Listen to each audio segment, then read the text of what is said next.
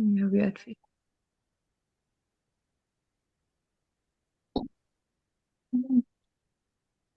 We're just hitting 59 now. I see people coming in. Good afternoon, good morning, good evening, all to all, near and far. We don't know where you're joining us, but you're all very welcome to this first symposium, Sport Policy Symposium, titled Sport Policy Mapping, Building Bridges Through Sport and Development Policy.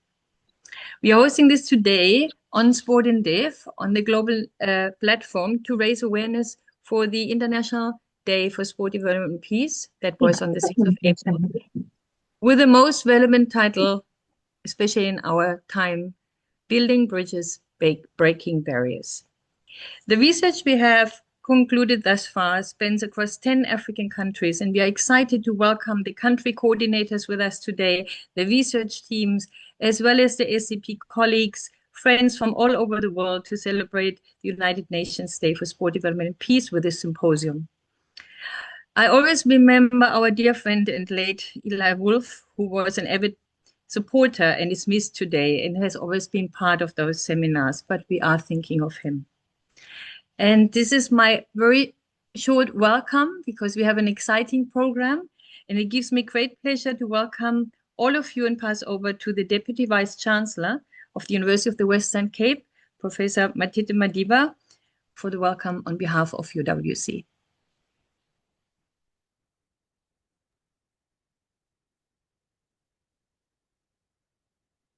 Good afternoon. I am so delighted to join you, and I see the numbers of the people who have joined us this afternoon. It is such a pleasure for me to welcome you into the symposium and just to, a word of appreciation for you for prioritizing this, making the time to join us, because we are convinced that this is an important conversation that we have to have. So from UWC, a warm welcome. The Sport Policy and Sport for Development and Peace Mapping Research Program is an exciting collaborative initiative here at UWC for us, and we are supported by a number of key holders, including key stakeholders, including the African Union Sports Council and the International Olympic Committee with Olympism. Prof, you're on mute. You jumped on mute.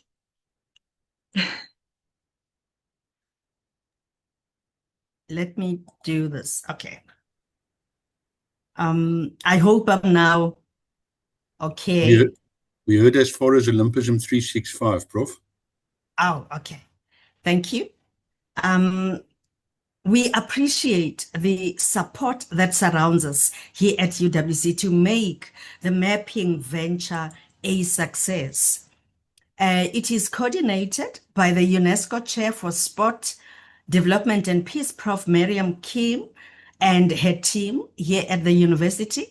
And as I've said, the initiative and the venture is supported by a number of stakeholders, especially Olympic Studies and Research Action Group, OSC, and also the many others that surround this type of action. And we believe through this mapping, we are on the right track to talk about and to build the Africa that we want. We as UWC, we see this research and the symposium as a start and a way of building momentum into the much needed research contribution from the global south to the world, to the whole globe. And we look forward to this mapping venture yielding the kind of fruit that, will show its impact as we go. I know that everyone in the room is converted into the value of sport, but maybe just to remind you of the opposite, of the obvious. Sport touches all ages, from the youngest to the highest. And actually, our well-being as people benefits greatly and actually depends on how far we support sport in its extended sense. And we all stand to benefit from those individuals who pay the price to be athletes, but to the rest of us who might just enjoy being, the fanship part of, the supporters and the cheer group. All of us benefit from sport. And that is why we also have to take it seriously. But what I appreciate with what the UNESCO chair is doing, who is the main host, is that she is helping us as a university to also talk scholarship, to talk research, so that we do not just throw our knee-jerk opinions and suggestions into what sport should look like and the directions that it should take. And I really want to appreciate the efforts that have been put into the symposium. And I hope you'll enjoy it and reap the great benefits into this symposium, but also what lies ahead. Thank you so much. Thank you, Prof. Your words have been very much appreciated. Thank you so much also for the support at the university and beyond. Yeah, it's my great pleasure with my colleague, Prof. De Koning, to tell you a little about the purpose and the context of this amazing initiative. And I always start with a little parallel. It says when we travel into a foreign country, for example, as visitors, we often buy a guide that informs us where to go, what to do, what are the customs, what are the important sites. When we would like to collaborate on sport development and peace with partners all over the world from different countries, we do not have the necessary information. We actually do not have a guide where to start, what are the local and national situations, what are the sports infrastructure, and so on. So this initiative is actually a guide for us and also an initiative to work together. It's the first of its kind, and it gives insight into 10 African country profiles, in particular on the status and the progress of relevant policies and resources and networks, but also identifying the gaps for sport development policy and practice.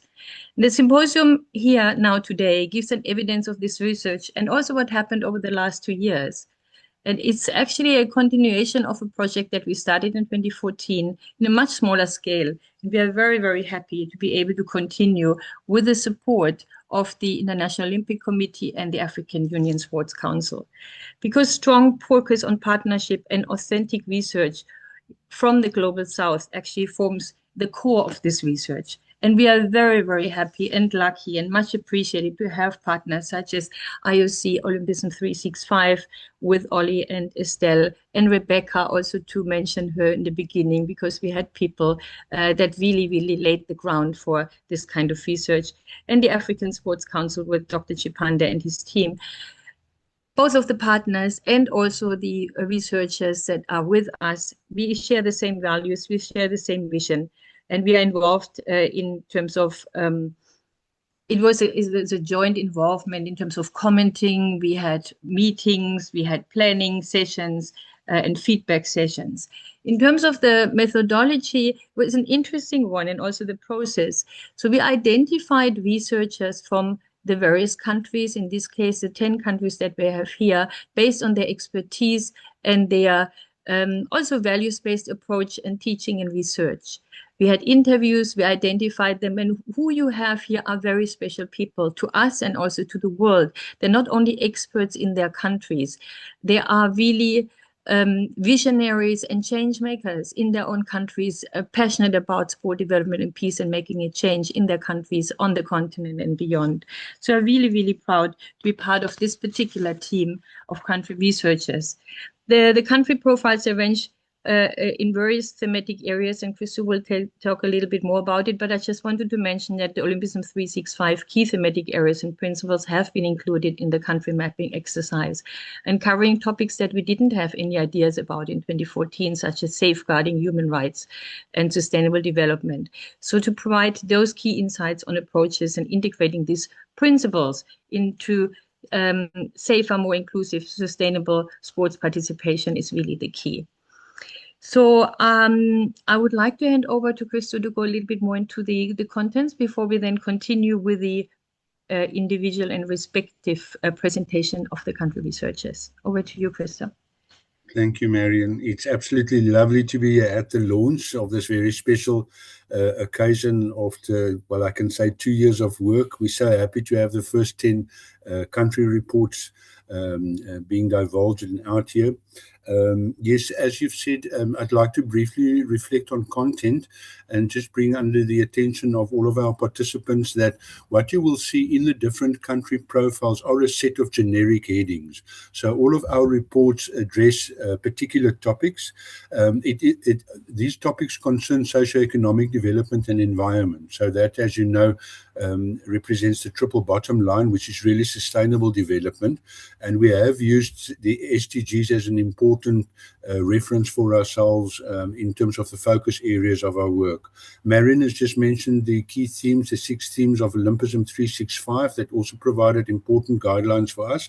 And then we made prominent use of the sport and SDG toolkit of ComSec, which we found very, very useful. And people like Ollie that's here with us have been one of the originating fathers of that particular initiative. And in that sense, that process really comes together very nicely. I'd like to say that what you'll find in all the reports is, first of all, a summary on the status of policy and strategy, where we stand with that in the respective countries. You'll find a section on sport demography, where we look at the number of registered sport participants per sport code, but also an overview of which are the prominent and priority and popular sport types in the different countries, and a bit of a profile on those important ones.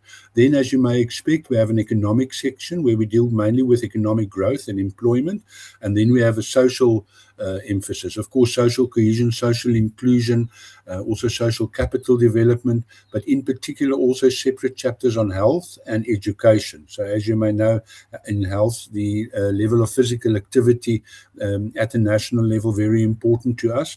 And in education, a particular focus on physical education and school sport. And then lastly, in terms of sectors, we of course cover the environment, I should say climate change and sustainable development, SDG 12 and 13, and those are important focus areas given what has happened in this area in the last 5 and 10 years. And then lastly, what we have in each country profile is a directory of the different stakeholders that you find in each country and also the specialists. And I think that's particularly useful given Marion's introduction of comparing our country profiles with a travel journal, because for any one of you that be traveling to these countries would have at hand the specialists and the different contact people with their contact information on that. Marion, lastly, I'd just like to say that I think what's very special also is that this is an initiative from the Southern Hemisphere, that we're very proud that all of our country coordinators, our lead research coordinators are from those countries, usually based at a university, but all from those particular Africa countries, and that each of them then have a research network that they've developed over time in those countries. And I think that's important because it provides a certain sustainability over time of expertise and knowledge in this field, because we do expect this to be a multi-year initiative. And then, you know, where I think the core objective of what we're busy with today is to develop evidence-based information on sport development and peace, SDP as we know it. I would also like to say we're very much looking to the next phase where Ollie, and Dr. Chipande, the evidence-based information that we're talking about and that you are familiar with by now really moves into the policy realm, and where we'll have policy debates and policy analysis and the discussion of actually the impact of this evidence-based information on the real policies and strategies of our different countries. With that, thank you, Marion. Thanks for the opportunity to also add to the context. I'm really looking forward to the presentations and so excited to be here today. Thank you. Thank you, Christo.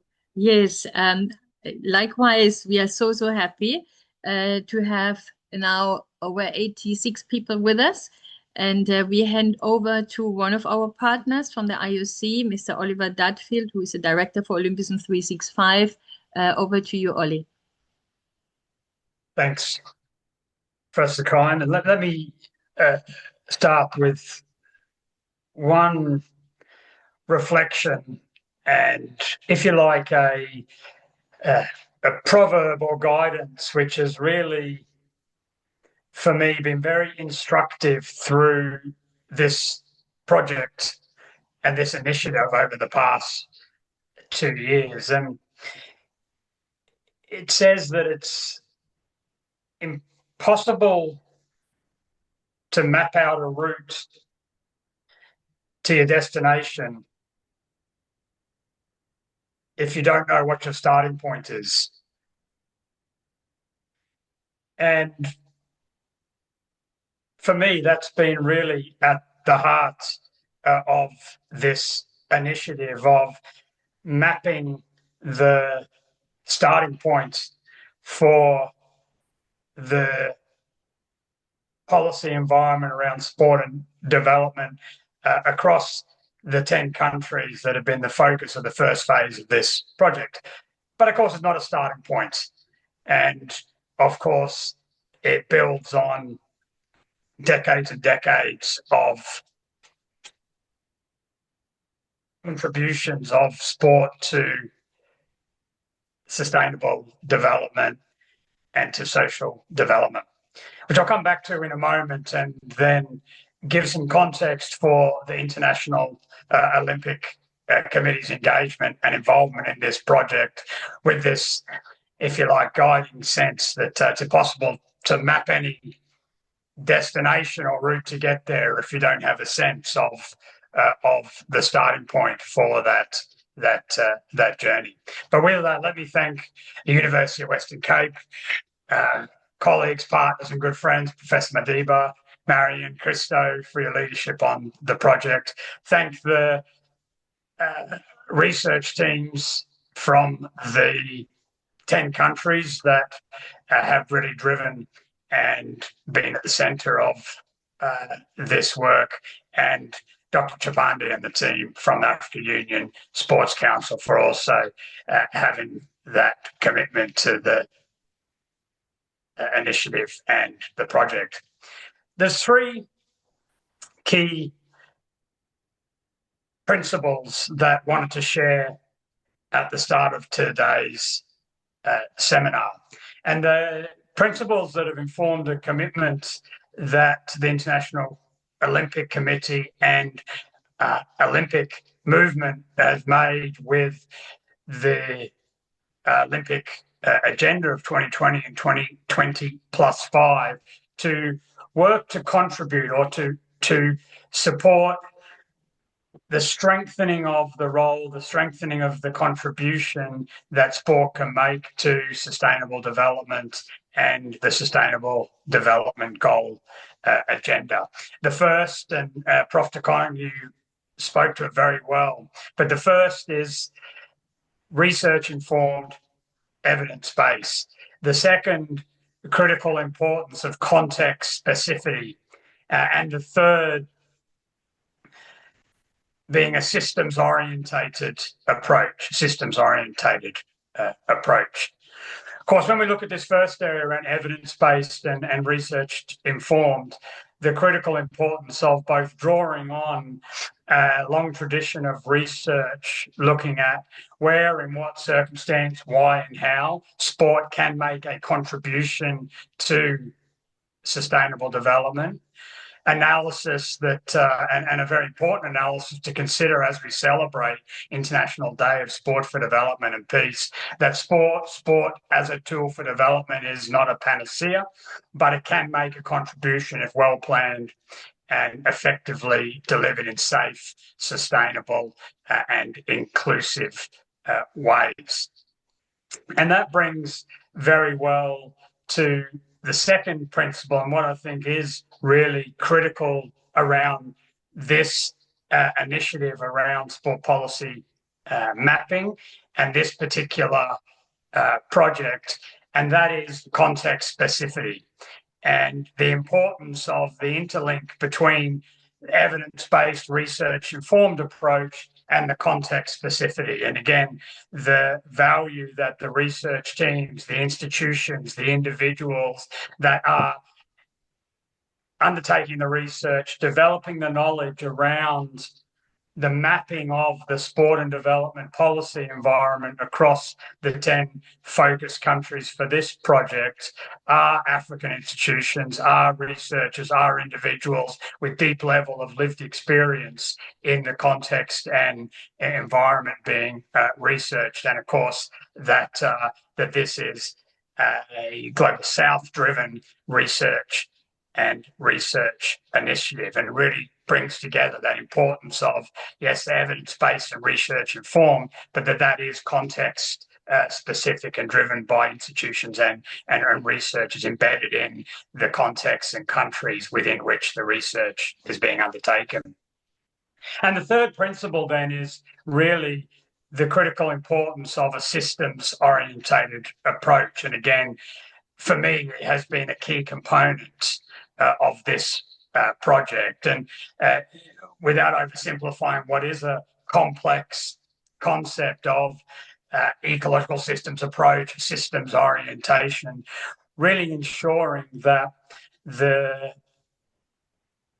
projects and initiatives that are driven, led, implemented in communities are connected to institutional capacity that sits, of course, within a policy and a regulatory environment that has a two-way impact and effect, and that is all within social and cultural norms. And that view of systems orientation being absolutely key and central to this research and this initiative.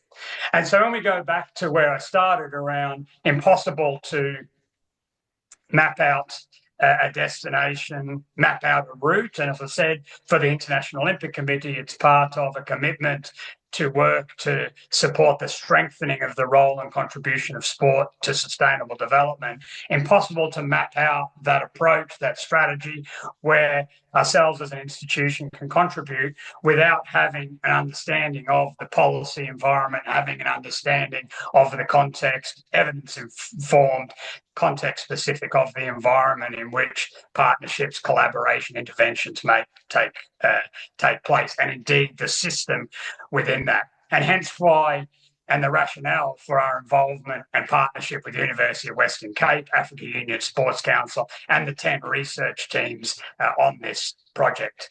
And let me close by just giving it a very concrete example of what that looks like, the connection of evidence-informed, context-specific, and systems-orientated. I'll use the example of Tanzania, which is one of the 189 countries that the IOC is currently supporting sport and sustainable development initiatives in.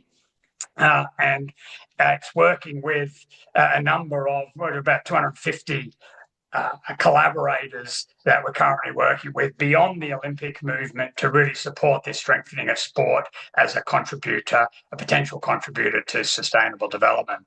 And those on the call may be aware, but Tanzania had identified a national policy priority around strengthening health, and particularly strengthening areas around the prevention of non-communicable disease, such that it was one of 10 pioneer countries for the World Health Organization RECAP initiative, which was around strengthening the regulatory, fiscal, and policy environment related to both nutrition and physical activity.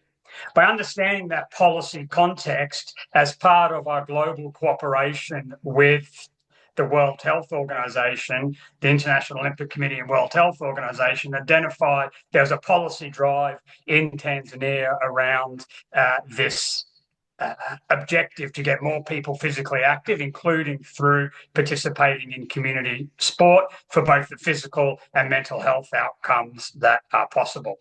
We're then able to team up with Global Health NGO Path.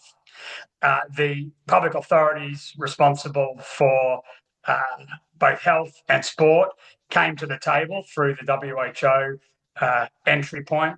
A significant number of civil society organisations from the National Association of Physical Activity and beyond as part of the framing and forming of this initiative. And it created this map around how we move forward. A very interesting insight that there was an opportunity to strengthen knowledge and understanding across community health workers around promoting sport and physical activity.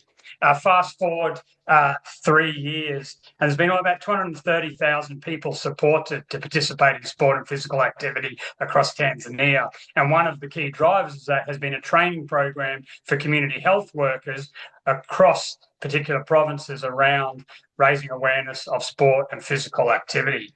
And for a cross-section of participants involved in the program, the awareness around the recommended guidelines for physical activity for health has gone from 15% at the start of the initiative to 83% at the end of the program. But that all came from having a map that understood the policy environment and the context-specific objectives there. And I think it's one example of why we're interested in taking that type of mapping and working with stakeholders to extend that to further countries. And I think some of the insights that we will hear today will be a similar insight to that around the opportunity to build capacity understanding community health workers, and ultimately will help us strengthen the contribution of sport to broader sustainable development across the 10 countries, across Africa, and ideally globally.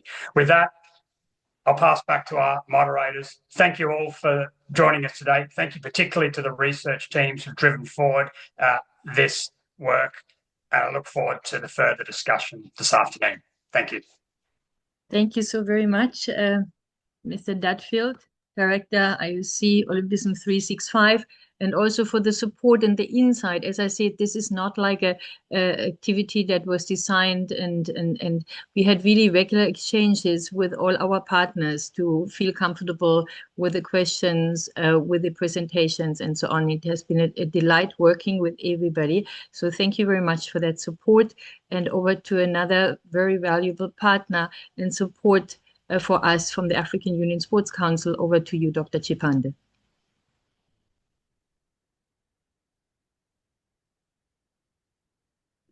Thank you very much, Professor Keim. On behalf of Her Excellency Ambassador Ama Moa, our African Union Commissioner for Health, Humanitarian Affairs and Social Development, I would like to convey our sincere appreciation and greetings and warm congratulations to everyone involved in this project, the University of Western Cape, through Professor Madiba, Professor Marion Keim, UNESCO Chair, Professor De Koning, and Mr. Oli Dudfield, Olympism 365, and all the country research coordinators and researchers for their commitment and exemplary work in advancing the sports policy mapping research program. The African continent continues to face significant challenges in the area of sports policy development and implementation in several regions of the continent. As much as 80% of the countries either have outdated policies requiring substantial revision or lack formal policies altogether. And we just had a session in Abuja last week with directors of sports in our African Union Sports Council Region 2, which is the Western African region. All the countries that attended that session, basically either they have an outdated policy or some of them do not have a policy at all. And I'm glad that one of the directors who was in the session in Abuja is also in attendance in this session. So he can attest to this fact because we went through each and every country hearing from the directors of sports themselves to share with us the kind of policies that they have and how they are aligned to the African Union agenda and how they are implementing them. And it was, really unfortunate to find that actually most of the countries, in terms of policies, it was work in progress. So even in cases where such policies exist, they are often not fully implemented because they do not sufficiently address, the current realities on the ground. And this talks to what Mr. Dudfield emphasized in terms of addressing the context. So it is for this reason that we warmly welcome, the 10 country profiles produced through this initiative. And these profiles provide valuable insights into the status of existing policies, resource landscapes, and networks across the continent. They highlight not only the gaps that must be addressed, but also opportunities available to strengthen sports and development policy practice. Importantly, this program is also building national capacity, as already pointed out, empowering country researchers, a great challenge that the continent has in terms of sports research. We do not have sufficient or strong programs, sports research programs in most countries across the continent, from Cape to probably Limpopo River, apart from South Africa, where we have programs that are very vibrant. So this is a huge challenge, and indeed, we commend this program for building, national capacity, empowering country researchers with the skills and methodologies needed to generate robust sports knowledge within their respective countries. This evidence will be critical in informing future policies and programs that are responsive, relevant, and sustainable. And we firmly believe that these country research profiles will contribute significantly towards strengthening policy practice on the continent, empowering young people, uplifting communities, and advancing the African Union's enduring Pan-African vision of an integrated, prosperous, and peaceful Africa, driven by its own citizens and representing a dynamic force in the global arena. Thank you so much, and I'm really looking forward to the presentations. Thank you, Professor. Thank you so very much, Dr. Chipande, and also thank you for your support in not only identifying some of the countries and the researchers, but also your input. And as you always say, is what Oli said, with the deeply lived experience and the really authentic experience and capacity building that is so important for all of us. Thank you so much, both of you, for those introductory words. And we're going now over to the very exciting part of getting a bird's eye view. So we only give every researcher only 5 minutes, and it's really just a bird's eye view of the research that has been conducted in the countries. We are planning to have a conference just before the Youth Olympic Games in Dakar in October, where we have much more space and time to go deeper, and then also with the upcoming publication, which I mentioned at the end. But in this case now, we get a little bit of a bird's eye view of the different country researchers, coordinators, and their work. And they were in charge of multidisciplinary and intergenerational and amazing country teams, but they will speak for themselves. And it's my pleasure to start with Mr. Abdoun Nassir, and he will give a little bit of an insight on Olympic values and school games in his country. And I'm passing on to him to hear which country that is and everything else. Abdoun, over to you. Thank you, Prof. Marion. Good afternoon, everyone. My name is Abdoun Nassir, University Lecturer in Sports Studies at University of Ngaoundéré here in Cameroon. I have been working for the Cameroon National Olympic and Sports Committee for more than 10 years. First of all, please allow me to acknowledge the contribution of my 6 team members, who are Ms. Kemenyi Landry Lekasa, Ms. Nemale Bemish Stella, Mr. Mbwamu Ngande Blaise Fabrice, Ms. Clarisse Veno Njembu, Ms. Sandrine Etundingwa, and Mr. Mvondo Victor Stefan. To go quickly, let's say that our current sport policy is in force since July 2018 with three main priorities, which are the supervision of the sport movement, the development of sport infrastructure, and lastly, governance and institutional support in sports.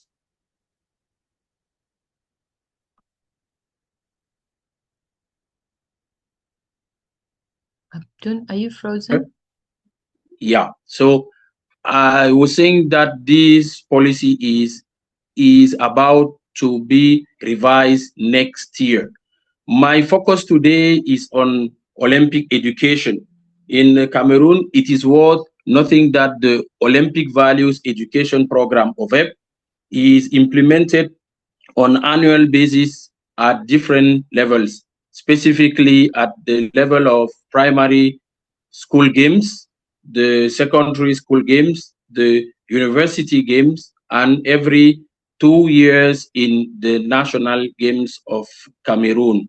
Furthermore, the collaboration between the National Olympic Committee with various partners contributed to create new training programs in Cameroon. We have, since last year, a certificate in sports diplomacy delivered by the International Relations Institute of Cameroon. We have just started a master's degree in sports communication by the Advanced School of Mass Communication. Meanwhile, the African Olympic Studies and Research Center located in Yaoundé, Cameroon, is about to launch their various training programs. Thank you for your kind attention, and I am looking forward to have more discussion after questions and any other comment from you. Thank you. Thank you, Mr. Nassir, for a quick profile on the Olympic value situation in Cameroon. Every researcher chose one specific focus because of the time constraints. We're going over to the DRC with Mr. Teddy Bofosa. Thank you for the floor, Professor Marion. I'm Teddy Bofosa, and I'm from Democratic Republic of Congo. I'm a lecturer and researcher at the University of Kinshasa, and I'm too sports director of the Congolese National Paralympic Committee. I also serve as the country researcher coordinator for the mapping of sport police in the Democratic Republic of Congo. Our team was composed with 3 persons, Eric Keim, Rit Ndala, and myself. I'm honored to speak today about our work focuses on sports and social development, social cohesion, people with disability, and government. Through this research, we aim to highlight the role of sports as a tool for inclusion, equality, and sustainable development in our country. Ladies and gentlemen, in the Democratic Republic of Congo, people with disabilities face many challenges, including social exclusion and limited access to education and employment. However, sport is now recognized as a powerful tool for inclusion, social cohesion, and human development. Sports helps to build confidence and independence among people with disabilities, promote social inclusion and fight stigma, encourage equal opportunities. In international events such as the Paralympic Games, show that disabilities is not a limitation, but another form of ability. In the Democratic Republic of Congo, adapted physical activities are still insufficient. Specialized equipment is limited and awareness about disability remains low. However, local initiative and sports federation are beginning to emerge to promote disability sports. The Congolese government, through the Ministry of Sports, plays two key roles by developing inclusive policies, supporting athletes with disabilities, promoting sports for all. The country is also committed to international frameworks such as the Convention of the Rights of Persons with Disability, which promotes access to person and recreation. Challenges are in DRC, lack of funding, insufficient training for coaches, low visibility of athletes with disabilities. But we also opportunities, partnership with national and international organizations, development of inclusion school sports, use of sports as tool for peace and national unity. Ladies and gentlemen, in conclusion, sports in DRC can become a powerful driver of social transformation for people with disabilities, with stronger commitment from the government, the private sector, and civil society. It's possible to build a more inclusive society where everyone has a place. Sports is not a physical activity. It's a right and a source of dignity. Thank you for your attention. Thank you so much, Mr. Bofosa, to give us a glimpse of the sport and social development and also people with disability background in the DRC. Much appreciated.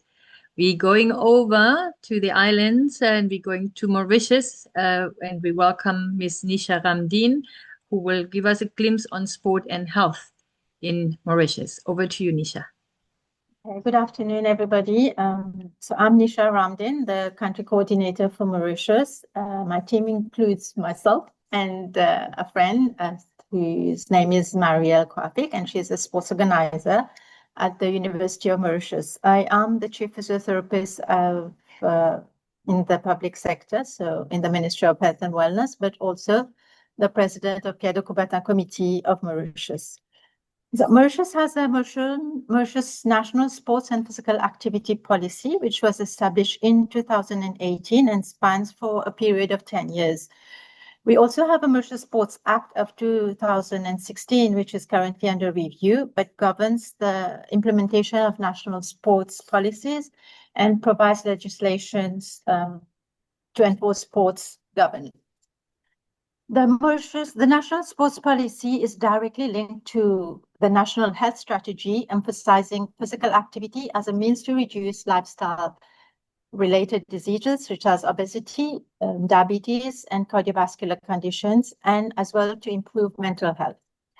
For the past years, Mauritius has witnessed an alarming rate of non-communicable diseases with significant health implication. In fact, every 1 in 4 deaths in Mauritius is caused by complication due to diabetes, type 2 diabetes. It has been noted that 23% of Mauritian adult population meet the World Health Organization recommendation of 150 minutes weekly physical activity recommendation. Mental health is another main issue that is coming as problem in Mauritius, and as you all know, exercise is known to reduce symptoms of anxiety and depression, whilst community sports and group activities foster socializing, building connection, and improving mental health in general. So as you can see, sports is crucial in keeping this population healthier. Last but not least, gender equality in sports in Mauritius has been noted to be improved, with women. Through the research has been noted that women are now making up for almost 40% of athletes in sports, such as women football leagues, as well as policies against gender-based violence is prominent these days. However, the challenges still remain in leadership role, media coverage and funding, as well as gross underrepresentation of female coaches in the sports sector.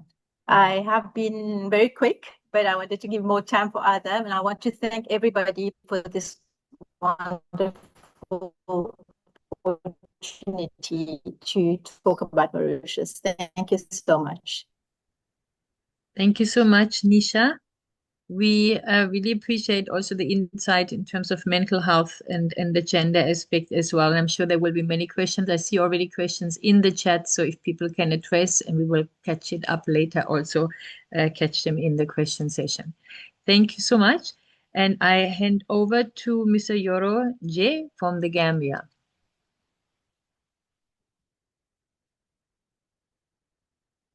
Yorro, can you hear us? Yes, just trying to work out something here. Okay. Okay, Yorro will speak about sport demography of participants and popular sport types in the Gambia. Yes, so my background is really dark there. So I hope you're all seeing me. Yes, you can go ahead. Okay, okay. Good afternoon, everyone. It's always a pleasure meeting all of you and discussing about the common things that really affects us. So today I will speak on sports demographic participants and priority sports type in the Gambia. So sports constitute a vital component of social life in the Gambia, playing significant role in promoting health, national identity, and community cohesion across the country. Participation in both formal and informal sports continues to grow, although there remains a notable gap in reliable data on athletes, coaches, and participation patterns. Among the most popular sports in the Gambia is football stands out as the dominant disciplines. It's widely played at both grassroots and professional level, with strong local league engagement and widespread interest in international competitions, particularly the Premier League. Athletics is also gaining prominence, largely due to the country's representation in global competitions, such as the Olympic Games, the African Games, and the Commonwealth Games. In terms of traditional sports, traditional wrestling remain deeply embedded in Gambian culture, especially in rural community where it is a cultural event. In addition, volleyball is also rapidly growing. We have seen the current records at the younger level. It's rapidly growing among young people through grassroots initiative, while basketball also continues to develop at a smaller scale, but the dedication and participation is within the schools. Beyond organized sports, recreational and fitness activities are increasingly popular, particularly in urban areas such as Banjul, Serekunda, and Greater Banjul area as well. Many individuals engage in activities such as jogging, aerobics, and gym-based fitness. Mass participation events, including marathons and community sports festivals, have become common, promoting both physical and social interactions. Informal recreational sports such as swimming, cycling, table tennis are also widely practiced, especially among youths. In terms of priority sports, football continues to receive the highest level of investment and attention at national level. Athletics, it's prioritized due to its strong potential for international success, while wrestling is supported for its cultural significance. Volleyball also emerged as key focus area due to the increasing youth participation and development programs.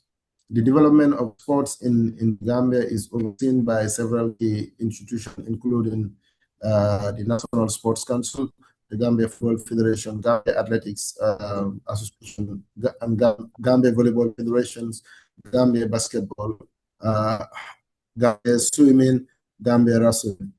At the apex level, the Gambia National Olympic Committee coordinates international participations and support federations in athletes' development and preparation for global competition. Despite the importance of sports, a major challenge remains lack of comprehensive data. There are no reliable, a few reliable records on numbers of registered players, gender distributions, the number of qualified coaches across federation. Data gap limit effective planning, policy making, and promotion of gender equity in the sector. Nevertheless, the progress is evident at the state level.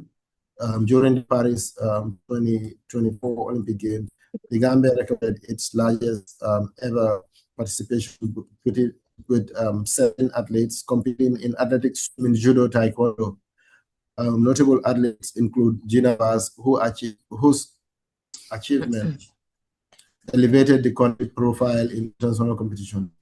Additionally, the national football team performance at the African Cup of Nations in 2021, where they reached the quarterfinal, reflects the growing competitiveness of sports in the Gambia. In conclusion, while the Gambia possesses a strong and viable sports culture, the sector is constrained by limited data and structural challenges. Addressing this gap through improved data collections, increased investment, and inclusive policy will be essential for enhancement of participation and promotion of equity and achieving sustainable sports development in the country. I thank you for your attention. Thank you so much, Yorro, and also for giving us a glimpse about Gambia, who went through a very recent process with sports policy. So everything is very new and exciting. Thank you so very much. We go over to the Senegal and we listen to Prof. Léopold Germain, and he will talk about governance in Senegal. Over to you. Thank you, Marion. Thank you, everybody. Sport policy mapping is presented by a research group led by me. My name is Léopold Germain Senghor, retired civil servant with main position in my career was head of sport practice and infrastructure development program from 2016 to 2024. Let me first acknowledge my colleagues on this research group. We have 4 other people: Mr. Professor Ibrahim Efal, teacher researcher at Cheikh Anta Diop University, Dakar; Mrs. Jakunda Sen, sport journalist, but also journalist surgeon of the communication unit on the University Sheikh Hamidou Kane of Diamniadio. We have also Mr. Michael Augustin Senghor, student in Master 2 in Finance, and lastly, Mr. Yusuf Assi, certificate physical education teacher, and actually director of the biggest, the new stadium, Léopold Sédar Senghor in Dakar. The focus is on ongoing reforms in sport governance in anticipation of the Dakar Youth Olympics Games 2016, we held in Senegal from October 21st to 13th of November 26. Senegal's sport policy began with the 1984 Charter of Sport, aiming to regulate and promote physical and moral health through various forms of sport. Following policy change in 2000 and 2012, the Plan Senegal Emergent, PSE, integrate sport as a key driver for economic and social development. This led to the 2015 Sport Sectorial Development Policy later. The period was 2016-2020, aligning sport with PSE objectives. A reform of sport governing text is underway. proposing innovations like promoting educational aspects, results-oriented management for federation, regulating sport venues, establishing a national fund for sport development, and introducing measures against doping, corruption, and violence. Senegal's Prime Minister announced plan to develop local sport facilities, support elite athletes, and ensure timely infrastructure for the Dakar Youth Olympics Games. A new sport code adopted by the Council of Ministers in July 24, 2015 aims to modernize sport governance, professionalization, and security. This code, part of the Senegal 2050 public policy, revise legal status, encourage private investment, and introduce sanctions for security breaches. This reform built on previous policy and 1984 sport charter aiming to structure the sector and boost the sport for development. Following the 2012 alternation, Senegal launched the plan Senegal to guide public policy towards becoming as an emerging nation by 2035. The PAC integrates sport into its economic transformation axis, aiming to boost its developmental contribution and universal accessibility. The sport code will be adopted by the Parliament very soon on April 13. In around 4 days, we will have the new sport code adopted. And the big information is the actuality. We have problem of governance in the last AFCON, and with new sport code, we will have many things to discuss about that. Thank you for your attention. Thank you so very much to Senegal, Professor Germain. Very interesting perspectives from your country as well. And we're going over to Nigeria, Professor Joan Mbagwu. She will speak on sport and economic development in the private sector. We are all ears, Prof. Okay, good afternoon, everyone. My name is Joan. I'm a professor of peace, security, and criminology, head of Department of Criminology and Security Studies at Christo University in Ogun State. I'm the country research coordinator for Nigeria, and I work with two other men.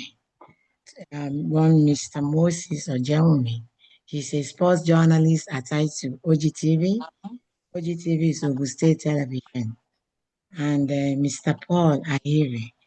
Mr. Paul is a research and peace scholar working for Research Enterprise Systems in Abuja. Nigerian sports policy is titled National Sports Industry Policy. It was put together in 2022 to last till 2026, that's this year. It was approved by the Federal Executive Council.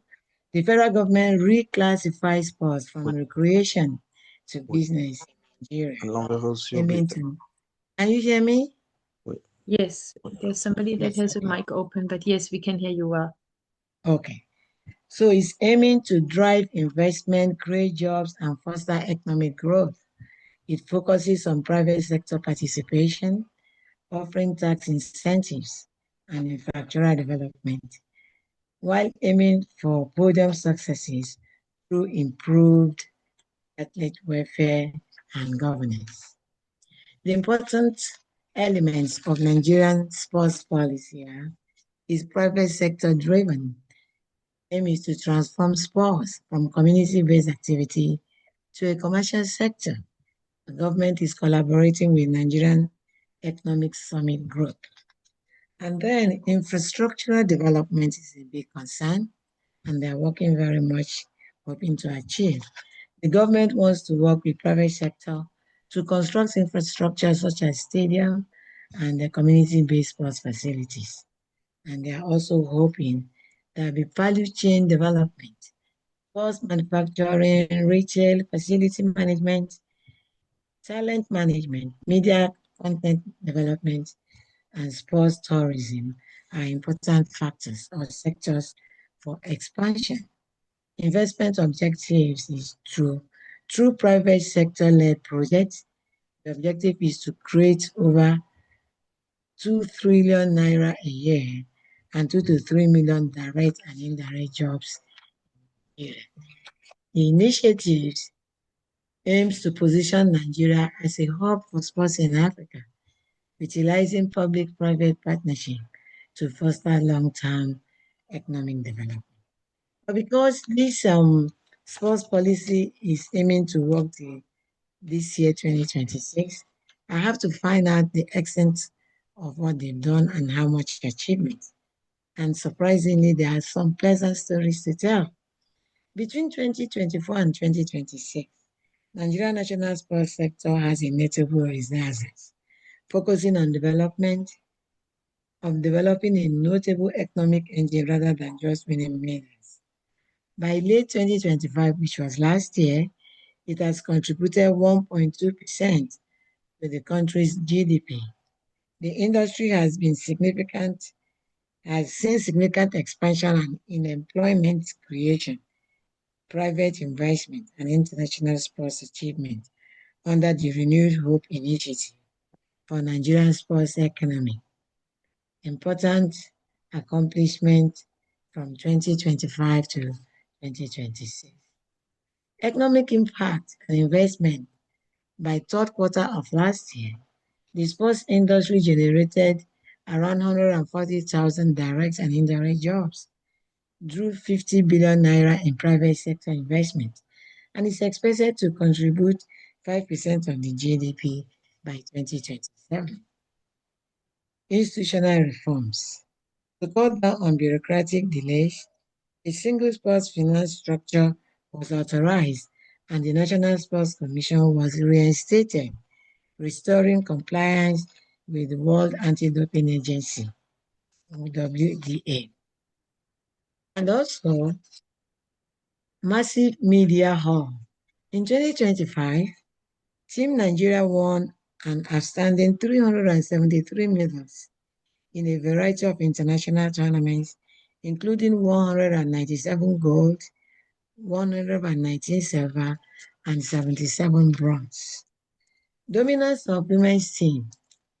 Super Falcons in 2025, they won their 9th Women African Cup of Nations, WAFCON, championship, and the Tigers went undefeated on the continent for 10 years after winning their 50th straight and 7th total Women in Afro Basketball Championship. Record-breaking and performance in emerging sports. Nigeria participated in Bobsleigh World Cup for the first time and was ranked #1 in the world in scrabbles. Grassroots development. To emphasize young development, the NSC invited junior athletes at the 38th state, the National Sports Festival, Sports Recent Achievement. Football. Nigeria Ademola Lookman won the African Player of the Year in 2024, while the Super Eagles finished third in AFCON in 2025. Basketball. In 2025, the Tigers won a record-breaking 5th straight Afro-West Championship, extending their domination on the continent. Athletes. Toby Amushon won silver at the 2025 World Athletics Championship, demonstrating her continued dominance. Parasports. In 2025, Nigeria placed second in the globe at the Globe Para Powerlifting Championship held in Egypt. Flag football. At the inaugural IFAF African Flag Football Championship, Nigeria won both the men's and the women's division and rugby, the Green Falcons, the women's national squad, advanced to 2025 IRA Women's Series final in Canada. Somehow, Nigerians move sports from just recreation to business. It's paying off, as many Nigerians in diaspora are trying to contribute to build the sports industry in Nigeria. Thank you for listening. Thank you so much for giving us that view on the economic sector and the exciting developments in Nigeria, Prof. I'm handing over to Ghana. Dr. Bella Bello-Bitugu will talk about institutional change in sport, recreation, and infrastructure. Over to you, Dr. Bitugu.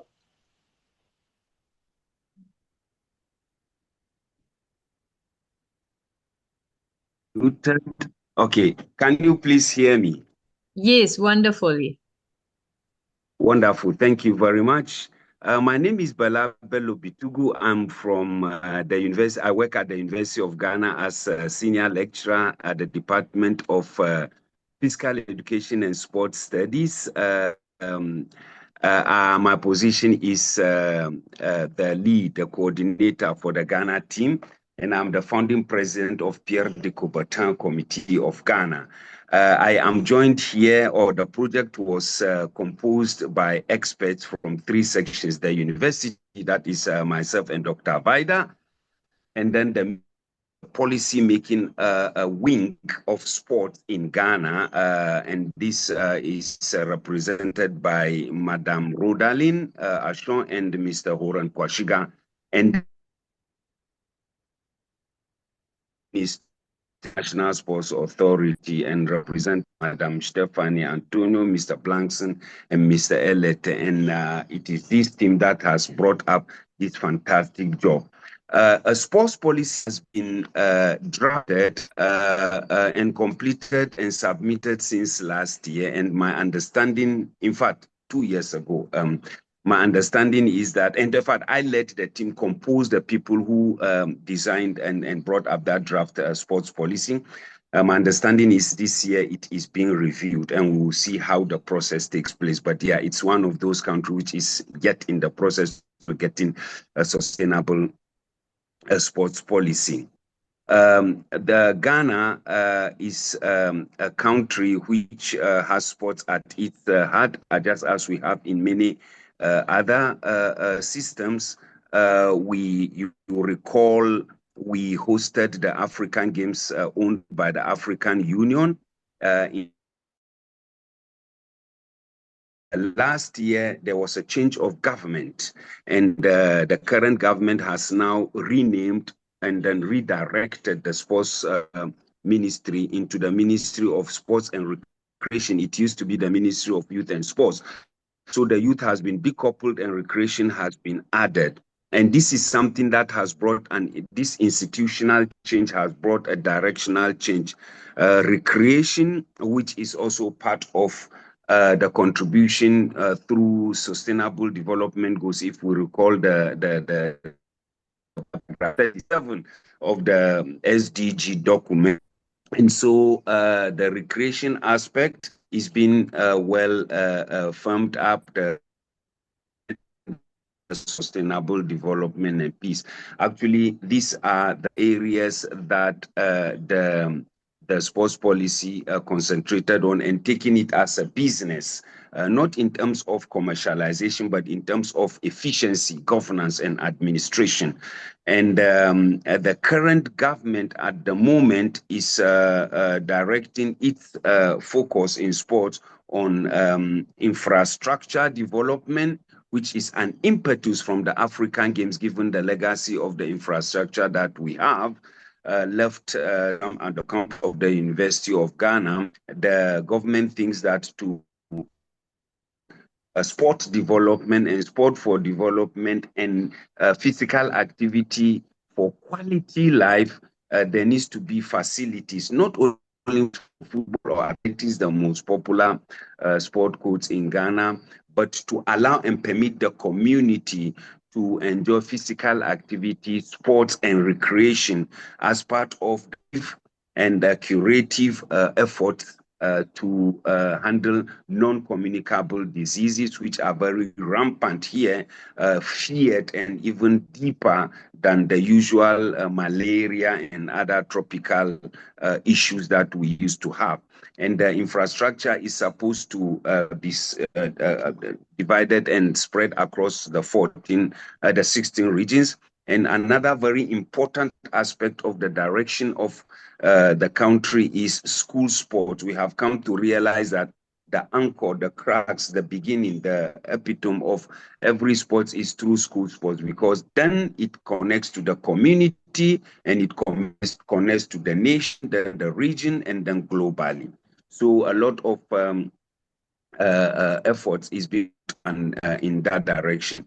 In terms of hosting of activity, for a month's time, Ghana will be hosting the African Senior Athletics Championship, which will be hosted here at the University of Ghana, where the University of Ghana Stadium is as a legacy from the African Union's African Games, which was hosted here.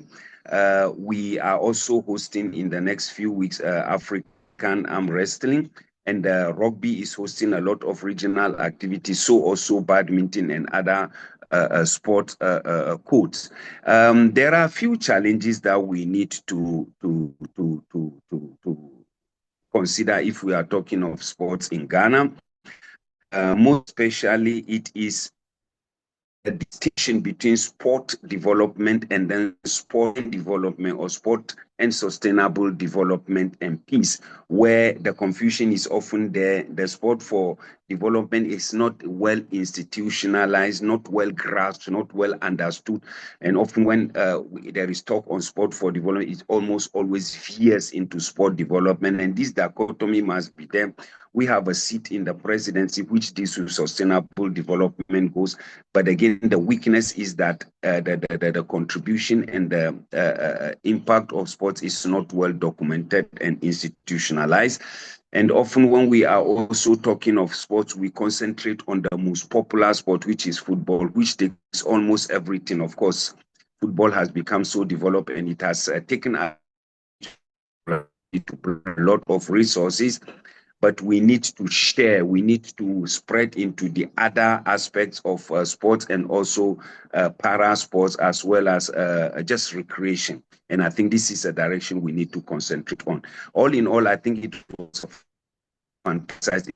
Is required on the continent of Africa through the issue of data collection, access to data, lack of information.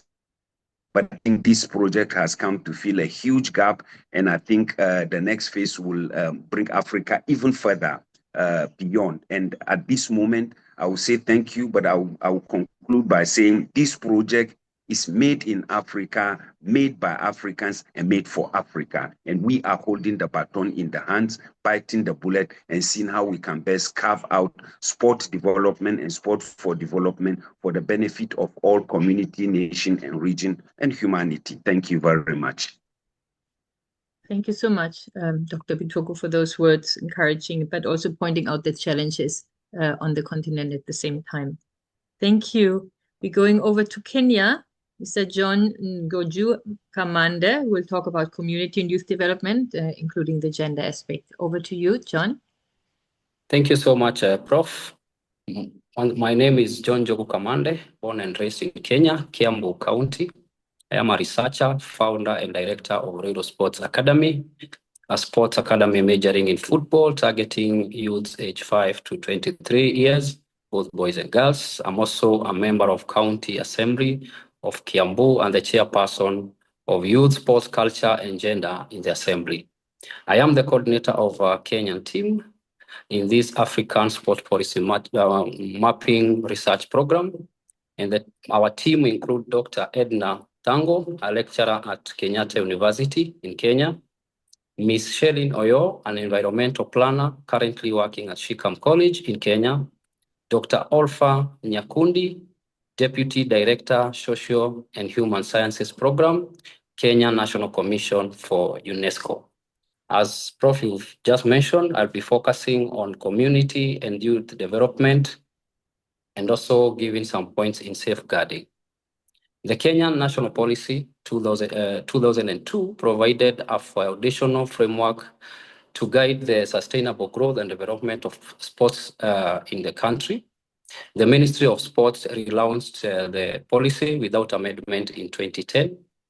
This policy is under review with a task force mandated to undertake extensive consultations across the sports ecosystem to identify priority areas and develop comprehensive framework for reforms. We actually have a draft, that is the bill of 2026. It is currently available.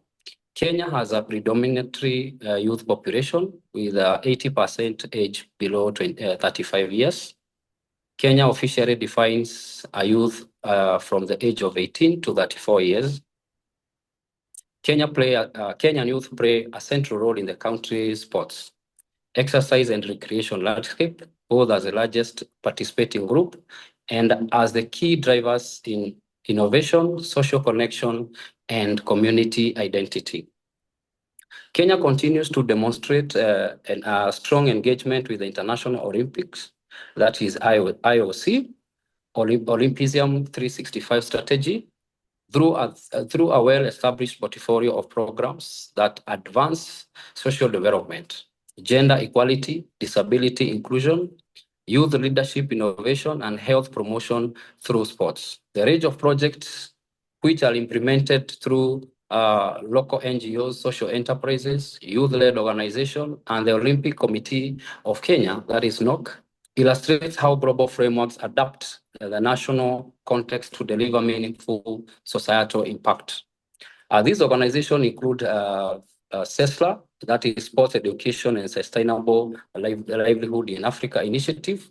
Under this, Kenya implements flagship programs supported by Dance for Change, empowering youth and schools in Kenya.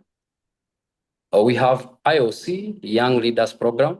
Kenya involvement in this program reflects the IOC commitment to nurturing youth, social innovation through sport. The country currently hosts the following active initiatives and upcoming projects, each led by innovators trained by IOC.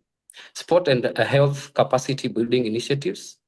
Kenya is part of the global IOC WHO Sport for Health Capacity Building Initiative, implemented with the International Council of Sports Science and Physical Education. Fit for Life in Kenya. UNESCO's Fit for Life program complements IOC-supported efforts by promoting health, social inclusion, and youth engagement through physical activity. In Kenya, the program has collaborated with the Kenyatta University, NATCO, and the Ministry of Education to deliver sports days, school-based physical activity sessions, and dialogue forums addressing mental, physical activity, and youth well-being. NOC initiative supporting Olympism 365 priorities. The National Olympic Committee of Kenya, that is NOC, has implemented a suite of strategic initiatives that advance governance inclusion, safeguarding sustainability, and peace building across the sports sector, aligning closely with the ambitions of Olympism 365. Specific sports initiatives and organizations that target the youth. Kenya has a diverse range of youth-focused sports initiatives driven by federations, community organizations, and educational institutions.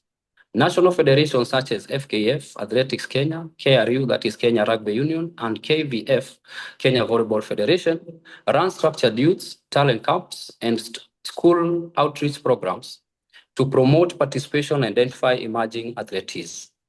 Kenya youths, Kenyan people, and also Africa in general have something to smile about because Kenya has bid successfully together with Tanzania and Uganda to host one of the prestigious football competition, African Cup of Nations, in 2027.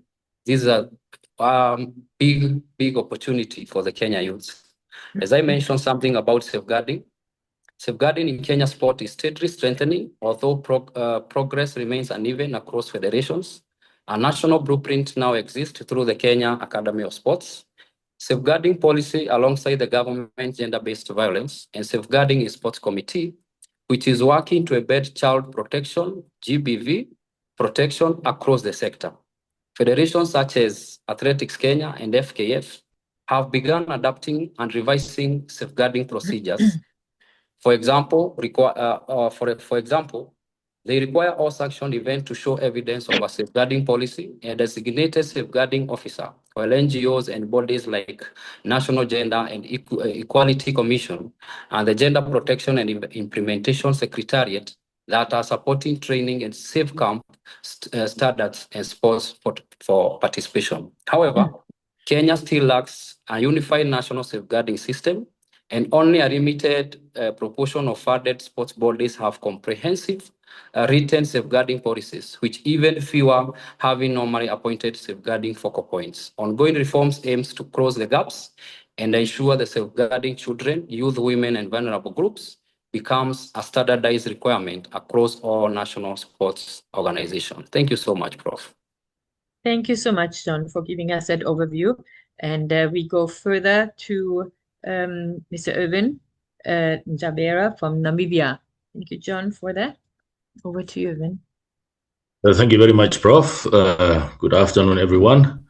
My name is Irvin Njabera, sport administrator and a sport researcher in Namibia. I am started off as a PE teacher and transcended to become a deputy director for school sports in the Ministry of Education, Innovation, Youth Sports, Arts and Culture in Namibia.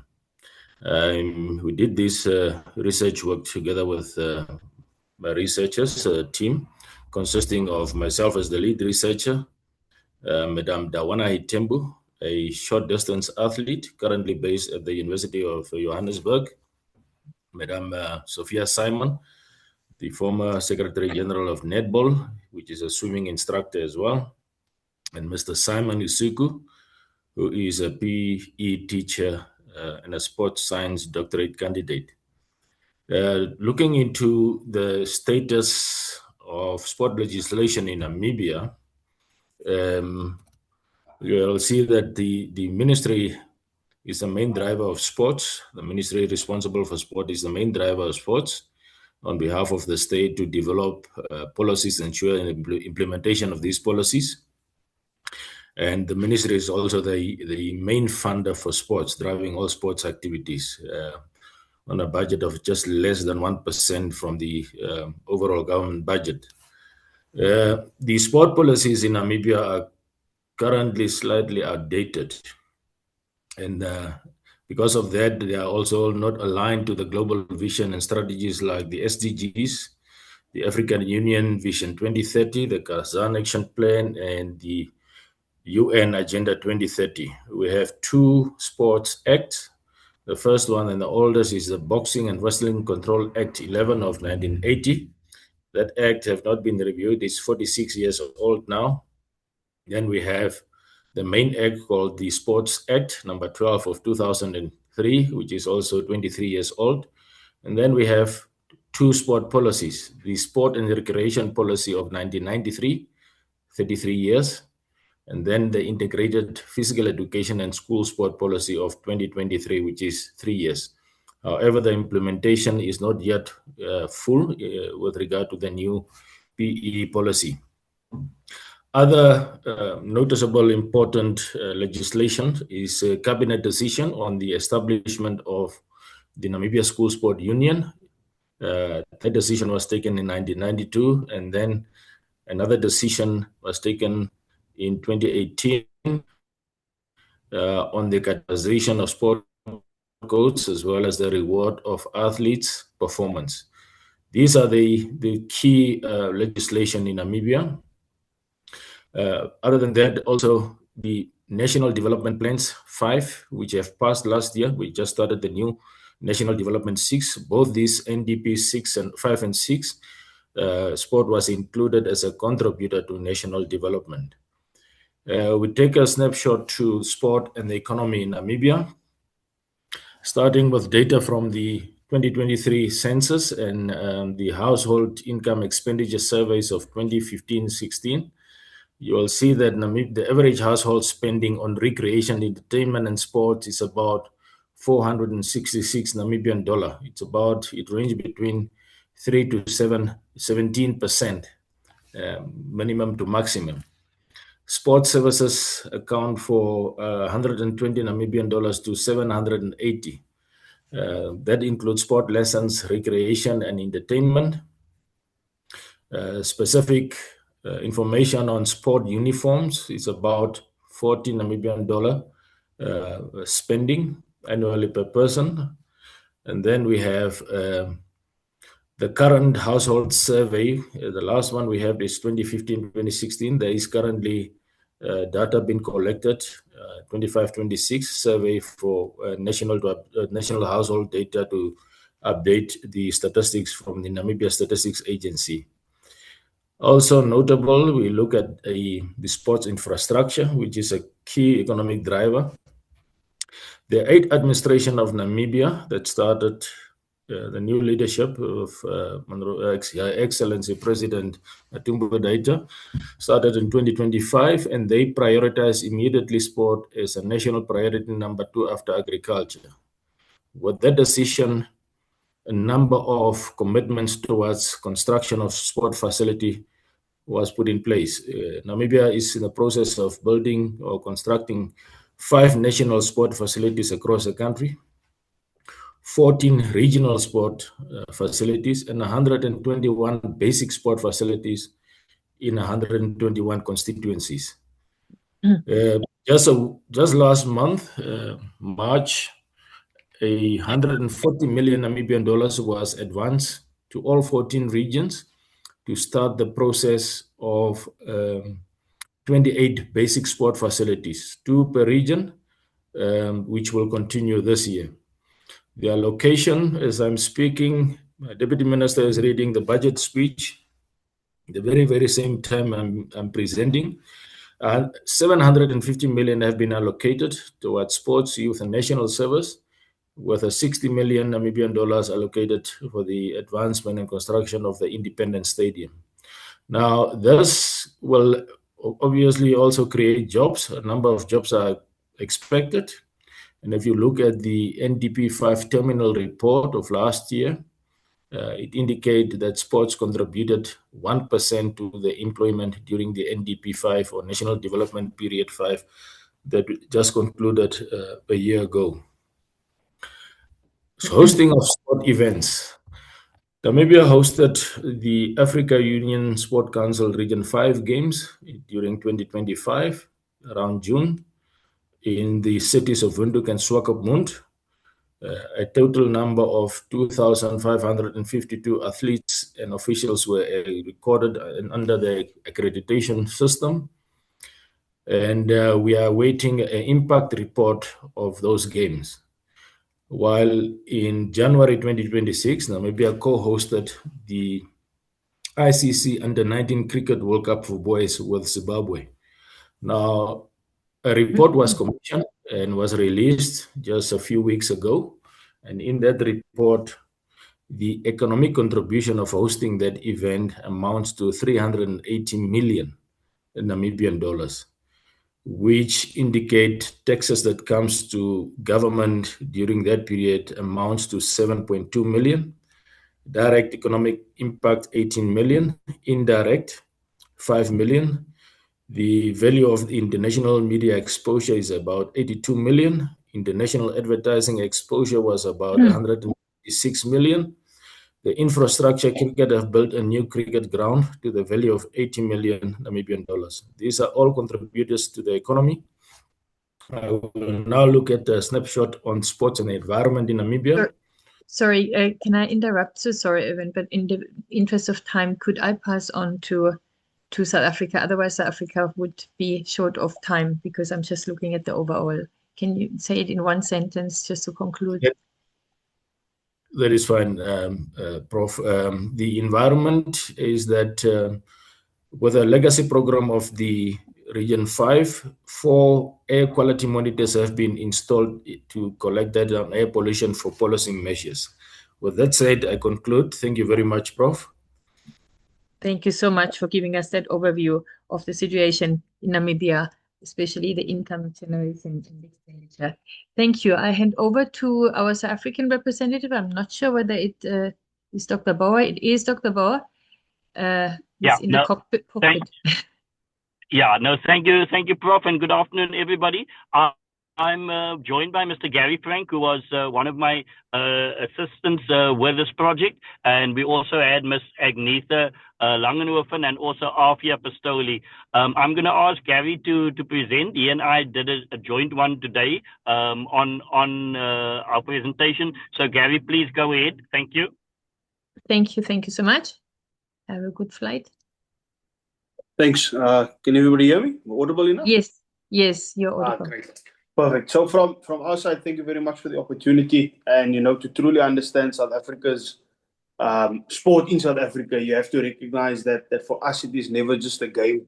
In a nation of over 60 million people that we have 12 official languages, sport is the primary thread that weaves our social fabric together. So historically, the pitch was a battlefield for racial segregation under apartheid, which led to our international isolation for many decades. But since our transition to democracy, sport has really been strategically reclaimed as one of our most powerful bridges for reconciliation. If you look at the theme of building bridges through transformation for international sport development and Peace Day. So from the iconic 95 World Cup to our present day, we use sport to drive social development, peace building, and a sense of shared national identity that spans across all divides. Our modern landscape is not built on hope alone. It is anchored in rigorous policy and legislation, such as the National Sport and Recreation Act, which is our guiding strategy, the National Sport and Recreation Plan, which focuses on 3 non-negotiable pillars: creating an active nation, fostering a winning nation, and building an enabling environment. What sets South Africa apart at the moment is our commitment to evidence-based bridges. We don't just guess the impact of sport. We track it through longitudinal studies, such as the Case for Sport, which provides 15 years of data on how sport drives socioeconomic results. And this data-driven approach ensures that our development policies align with African Union's Agenda 2063 of building a prosperous and integrated bridge between our national goals and the rest of the continent. South Africa is a young, vibrant nation. 37% of our people are between the ages of 14 and 35. Football remains our most popular sport with 2.5 million registered participants. But we're also global leaders in the rugby, cricket, and athletics. We're also making deliberate strides in equality.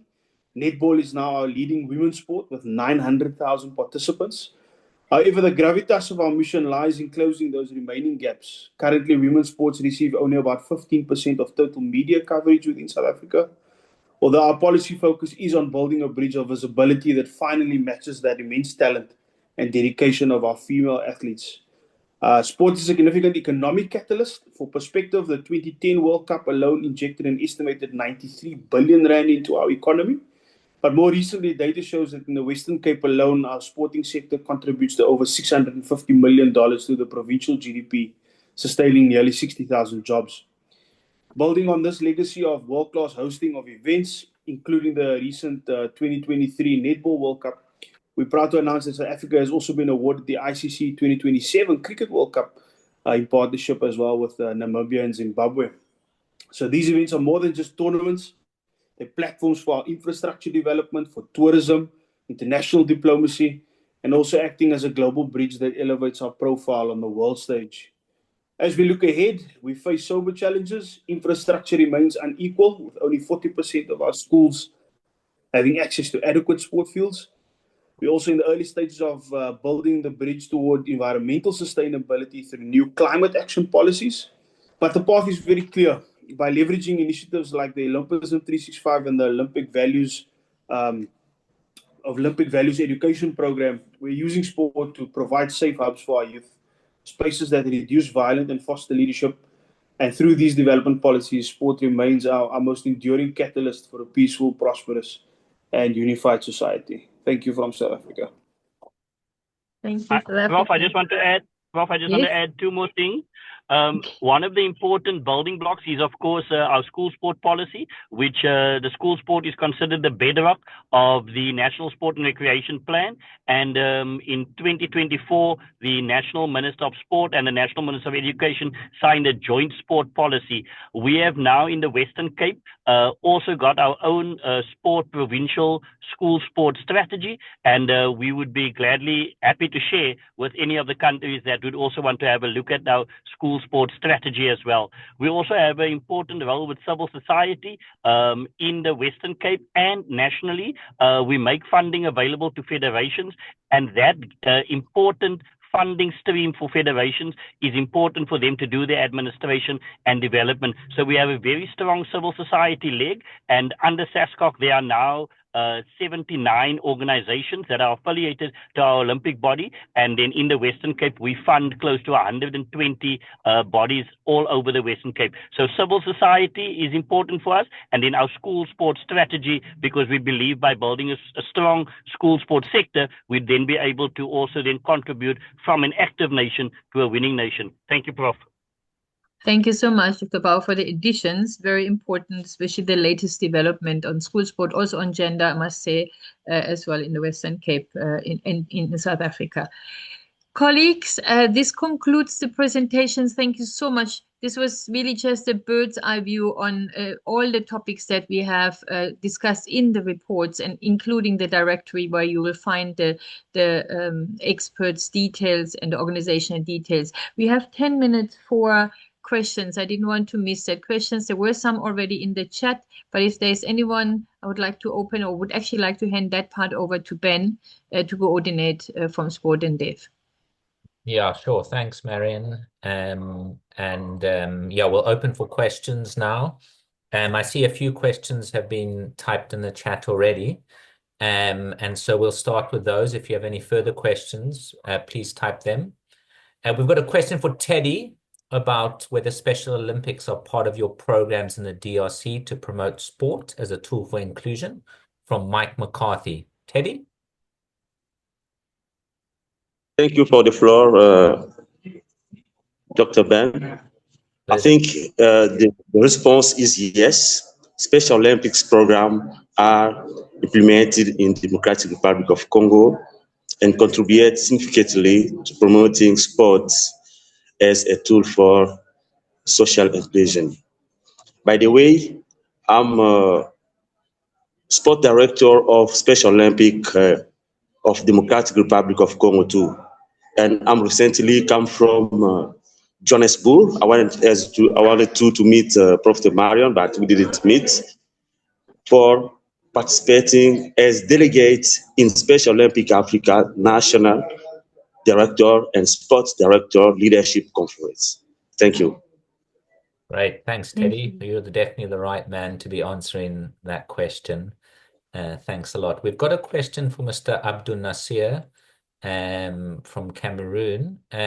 So I'll add him and to the spotlight and replace you, Teddy.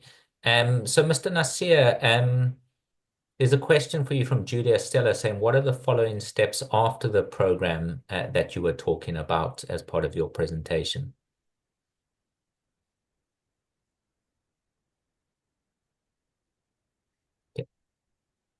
You do appear to be frozen. Please, could you come again? I didn't get you well. Here you go. Okay, yeah, we had a question for you from Julia Stella, which was, what are the following steps after the training program that you were talking about in your presentation? What are the next steps after the training program? Okay, thank you. Actually, we have just noticed that many people are interested in sports field. They are seeking for very specific training programs, and reason why the National Olympic Committee create kind of collaboration with various academic institutes to clearly help them, first of all, designing a good training program, then to help them also implementing. For example, the one that was organized by our International Relations Institute, it is just a certificate. So many people who belong to the Cameroon Diplomacy Corps, they went for that training to have better skills on how to manage sport diplomacy. That's it. Right. Thank you so much for answering that question. I see there's also been a question about the integration of pregnant women into sport and physical activity opportunities, which Ollie Dudfield from the IOC has replied to. Just there's been a few questions as well about what will happen after this. So we will share the recording of this webinar. It has been recorded by sportandev, and we will share that. When the publications are ready, Professor Keim and Abdoun and all the researchers will make those available. We will also host those on sportandev.org for free in our resource library, which is an open access compilation of research and learning tools and resources, which is also available not just in English, but in French, Spanish, and Arabic. So you should be able to access this all for free and seeing what is happening in all the other countries around Africa. I would also like to salute all the presenters and really the fact that this is a project led by Africa in Africa. There's an old African proverb that says, if you want to go fast, you can go alone. But if you want to go far, you need to go together. And I think Marion, Christo, and the whole team with support from the IOC and the AU have gone far together to show the evidence, the research, the gaps, the challenges, the opportunities across the continent. And we know that the sector and the world can be very north-driven. We know it can be dominated by interests in certain places, by certain languages. But a lot of sport and sport for development activity is happening in Africa. Many best practice examples exist on the continent, doing a lot with a little.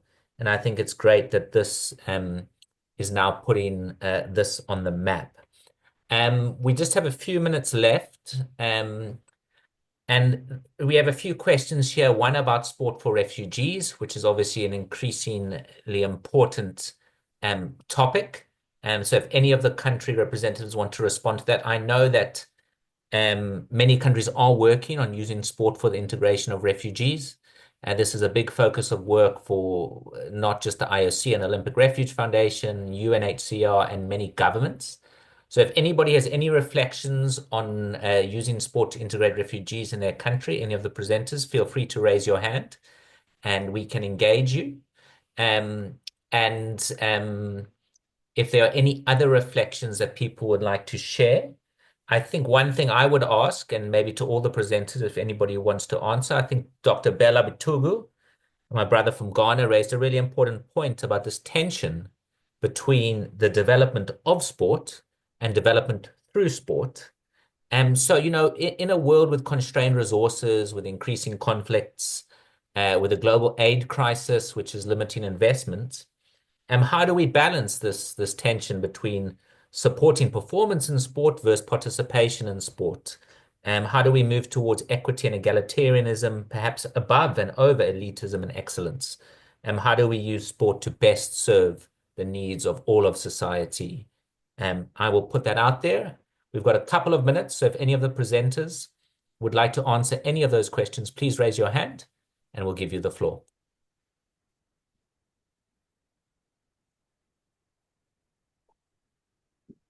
May I just come in on the refugee part? Then, as we said, it is a bird's eye view, and if you look through the report, there are different sections in the report that deal with, for example, sport demography, sport and social development, where we look at sport in Bangladesh, and you'll find in the different countries some information on it if you go through the reports. And we also obviously would like to invite you then also either coming in person or hybrid participation in the much bigger conference in Senegal in October to discuss certain issues that come up or that you're interested in. And then maybe just because really, yeah, I would like to say something about the dissemination, but I will wait. There is a hand from Bella and there's a hand from Christo, and then I will speak about the dissemination and the steps further. I think Bella was first and then Christo. Okay, well, Christo, maybe you can go quickly. I've just spotlighted you. Bella, yes, you thank you. turn on I your will be video. quick. Thank you. Yeah.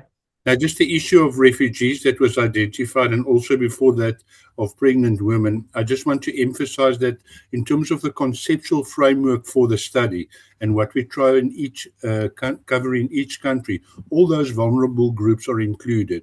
So we're very interested to know with refugees, for example, what that profile looks like and to what extent there have been specific sport programs that have worked on the inclusion of refugee groups, especially with local communities. And we're very keen to learn of any new vulnerable groups that become prominent in these countries, such as pregnant women. I also think of LGBTQ that have featured in some of our debates, Ben.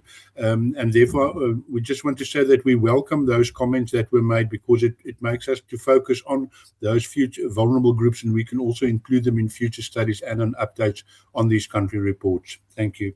Great. Thank you, Christo. And yeah, we do understand this is just a snapshot of the depth of the country reports, I'm sure. Bella, can you turn on your video and then we'll hand over to you?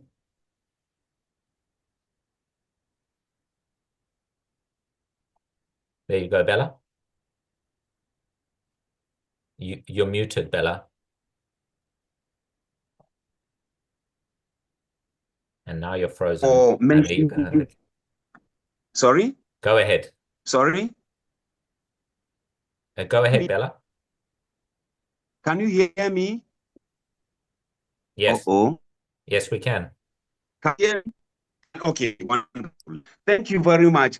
The issue of confusing sport development and sport development has been with us since the inception, which is in 2000, with the first resolution of the UN. And I think part of it is for us. In the beginning, they used to ask us for evidence of evidence.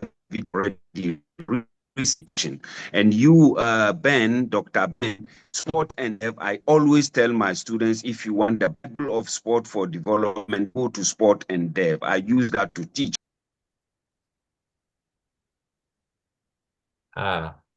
Just as you were giving us a glowing reference, Bella, we lost you, which is a real pity. If he comes back online, we will give him the floor again.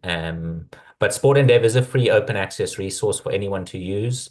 Professor Marion Keim is chair of our steering board as well, and we run a number of open access initiatives. And Bella, if you're back, you're welcome to try one more time. I see you're Yes, I'm back. Thank you very much. I don't know what's up. Yeah.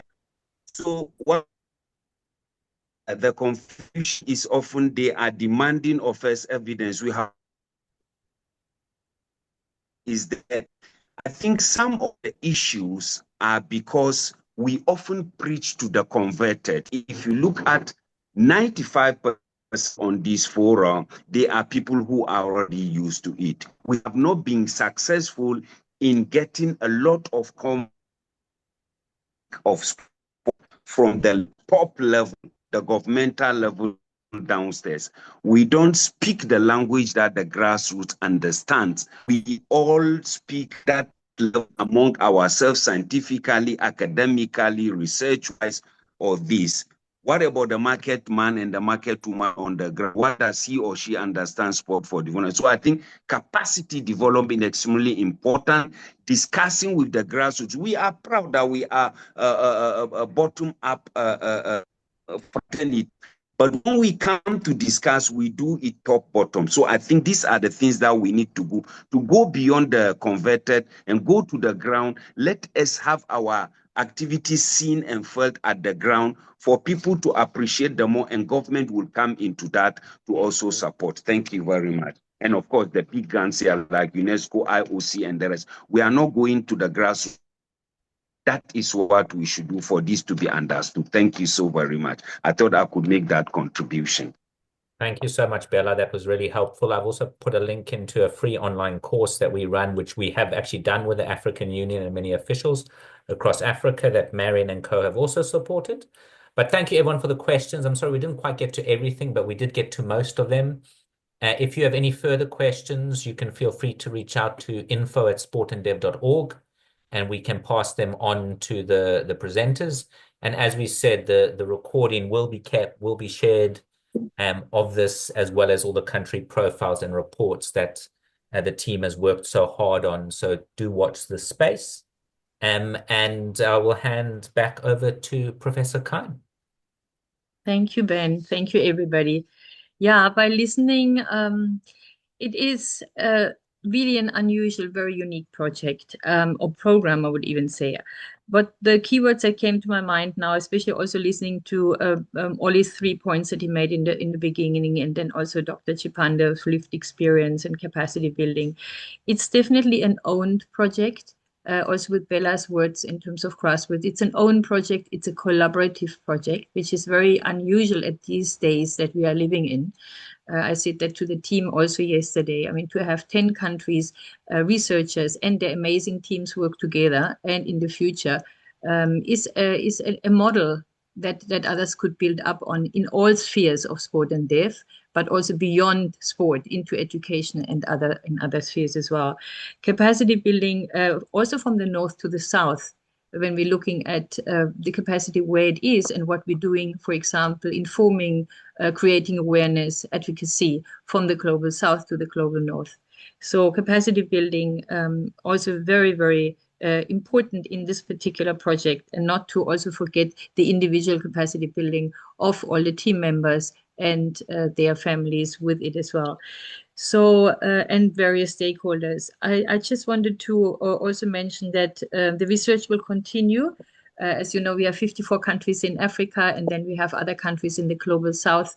We have countries in Latin America. We have countries in the Caribbean, but also in the global north that do not, or countries that do not have this kind of information.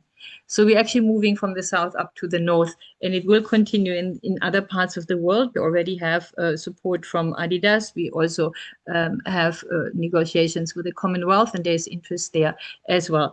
So we hope we in the next 5 years we have not only Africa but other areas as well where we have exactly this kind of evidence-based data available. In terms of publication, as Ben said, it will be online. It will be also in part of other platforms that we are part of, and we will also publish it as a compiled report or a book publication. So it's not only the country reports, but a total one, but also then in the condensed form with the support of the IOC as well in terms of flyers. This information is then also open to be used in the countries themselves. So there will be in-country kind of symposia, so like this one within their own countries and their stakeholders, to have those discussions, but then also regionally with the support of the African Union and further and different areas there, and then also globally. So I would just say watch the space where we appear in local, national, and global levels and other platforms as well. But I would like to say for the past 2 years with the IOC, with the African Union, with every single person that was part of this project, it has been an amazing experience, intergenerational, interdisciplinary, but also with a wide range of experience. And we learned so much about the different countries. We haven't even touched on traditional games and indigenous games and different kind of topics. But you can, if you would like to look at the reports and also listen then to the conference proceedings in Dakar. But I'd like to just, I'm not just double checking whether Prof Madiba is back for the thank you. She said she would be in a meeting, but I'm not sure. Ben, can you see her? I can't. I can see her. I just asked her to start her video. Okay, that is good. So let's. So yeah, she's there. just, Great. Yeah, from my side, I can just appeal on other regions to use this project as a model, to do something similar. Go together with other countries, with your neighboring countries or provinces, to do something on a local, on a national, on a global, on a continental level that really pulls people together to have really deep, meaningful conversations on sport development, peace, education that are so much more needed than what we see presently. So please use it as a model. If you want any information, the country researchers will, they are busy compiled, or they have compiled already their bios and pictures. They will be all on our UWC website. You can access them with their details. You can go through us. If you are visiting or would like to go and do any kind of sport and development initiatives in any of those countries and beyond, please contact us. We are just a WhatsApp or an email away, and we will be very, very happy to assist and also link you up with everybody. But I really would like to acknowledge also Sport and Dev to giving us the space.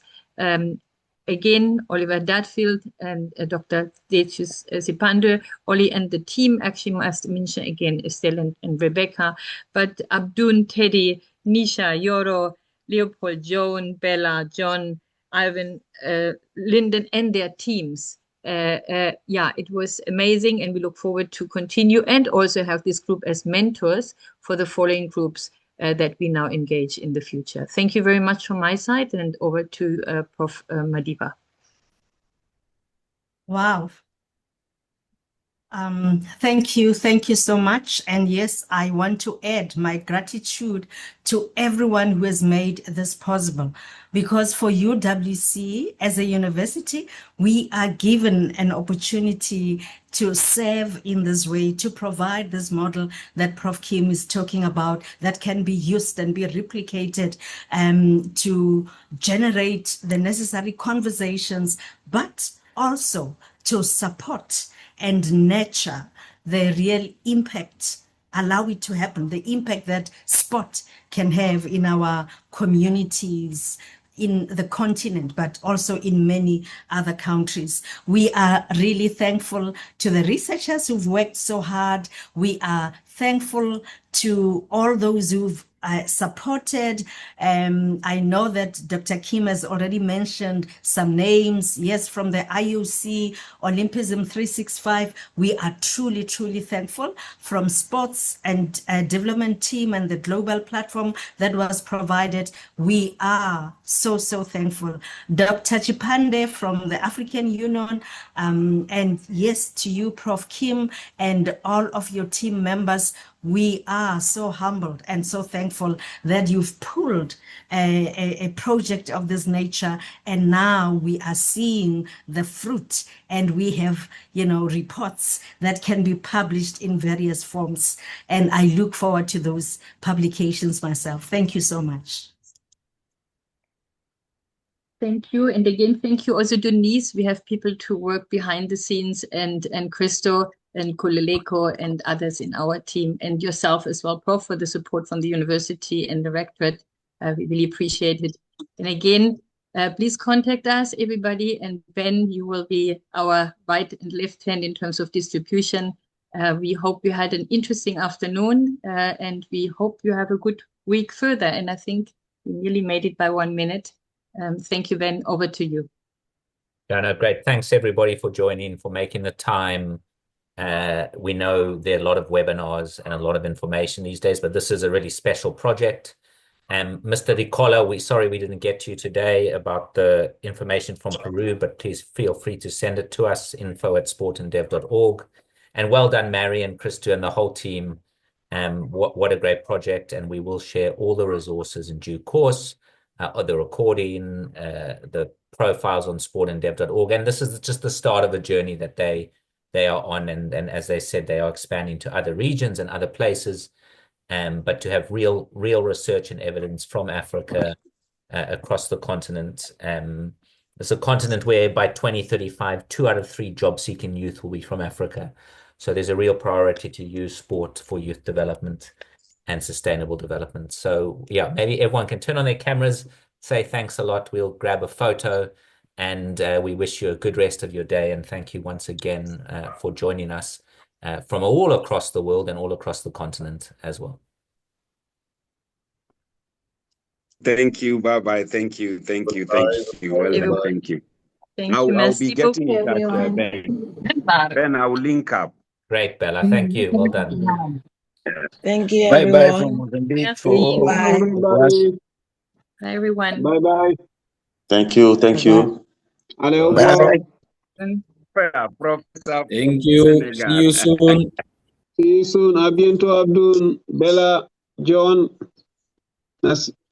Bye-bye. Merci beaucoup, Léopold. Merci. Thank you. Thank you so much. Bye, Abdoun. Bye. Thank you, everyone. Obrigado, Romualdo. I'll see you. Obrigado. Au revoir. See you, Prof. Marion. Christos. Bye-bye, Christos. Bye, everybody. This Thank is you a so nice much. picture. Bye, everyone. Bye, Nisha. Bye. Thank you so much. Yeah. Bye. Take care. You too. Byron, Vida, nice to see you. Oh yeah, now other people come. Alberto, muchas gracias. Obrigado. Nice to see you. Next time it's you. Simon is here. Yeah, very nice. Great. I'm going to stop recording now. Thank you, everybody.